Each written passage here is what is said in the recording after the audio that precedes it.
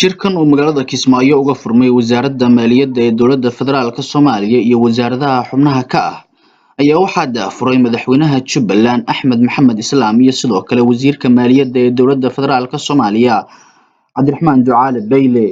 Ugu horreyn shirka waxaa furay madaxweynaha Jubbaland Mudane Axmed Maxamed Islaam isagoona sheegay sida ay muhiim ugu tahay in deynta laga cafiyo dalka Soomaaliya. waxaan aad u soo dhaweynayaa horta cid kasta oo ka soo shaqaysay ama cid kasta oo naga caawinaysay barnaamijkan sida uu socday iyo in bal Soomaaliya adduunku nooca u macaamiltamo deyn in la dhaafo waxaa haddana ku xigaysa in wax la bixiyo mashaariic iyo horumar iyo maalgashi iyo shirkado iyo wax badan qaabka ay noqoto. waxaan isleeyahay waa mid ka baxsan waayahan siyaasado badan baa Soomaaliya la isku hayaayo xanta siyaasaddu way badan tahay oo arrinta siyaasaddu siyaalo badan baa culays u jira. waxaa laga yaabaa hadda intaan wada fadhiday siyaasadda markii laga hadlayo dowladda federaalka iyo kuwa gobollada iyo kulli isteedyada inay wax badan madmadow jiri karaan, laakiin middaani maxay kaga duwan tahay? middaani waxay kaga duwan tahay waa wax aan leenahay, waa wax la inagu leeyahay, waa waxaan leenahay ilmaheenna lagu leeyahay, waa waxaan leenahay hadday sii jirto dhibba inagu leedahay, waa waxaan leenahay horumarkeenna ku xiran. aan gaadhna markii la cafiyey iyo markii laga tagay wixii la soo daayay dambe sidaan u qaybsanayna aan isku xagxayano. laakiin marka hore waxaa asala inay meesha ka baxdo boorta deyntan oo qolyaha nagu sheeganaya ay hadday ilaahay waan idinka cafiyeynaa shuruudihii buuxiya. waxaa annaga nala gudboon waxay tahay inaan buuxino si 100% shuruudaha lanaga rabo.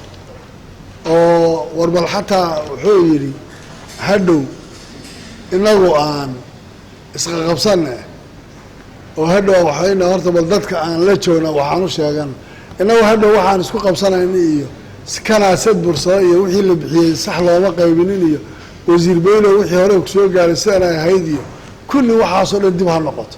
laakiin waxaan hadda ka wada hadlaynaa ha noqoto dariiqa ugu sahlan inaan buuxino shuruudaha, inaan gacmaha isqabsano, inay deyntaasi meesha ka baxdo oo iyada aan meesha inaan iyada kulligeed ka wada shaqayno.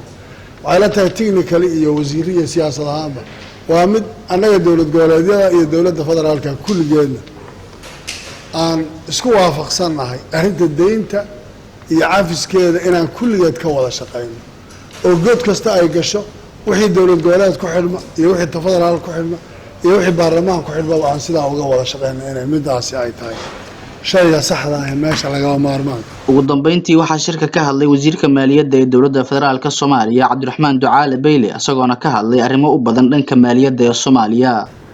waxaanu halkan isugu nimid markaa sidii caadada noo ahayd arrimo inoo qabyo ahaa inaynu isla qaadan dhigno oo meel isla gaarsiino arrimaha deyn cafiska iska wareysano iyo arrimaha kale dhaqaalaheena sidaynu u wadi lahayn. dhaqaalaha inagu mas'uul ka nahay, dhaqaalaheena sidaan u wadi lahayn, shuruucdeena sidaan isugu keeni lahayn, sidaan meel ugu wada socon lahayn ayaynu isugu nimi sidii caadada ahayd. ajenda inoo yaala sidaad ogtihiin waxay naga soo horreeyey gruubkii farsamo yaqaanada ahaa bay naga soo horreeyey technicalka ahaa. ayaga 2 maalmood halkan sii joogay, iyaga si la faguray wixii aan u baahnayn in aan ka wada hadalo. iyaga ina daadihin doona inoo sheegi doona waxay soo diyaariyeen iyo waxay ka wada hadleen iyo waxyaalaha inaga inoo yaala inaynu wax ku darro wax ka goyno dabeetana isla garanno qalinka ku duugno. hadhowna waxaan isla garan doonaa shirkeena kale ee soo socda markuu noqon doono haddii Ilaahay idhaa iyo goobtu noqon doono sidii caadada noo ahayd inaga goosan doona.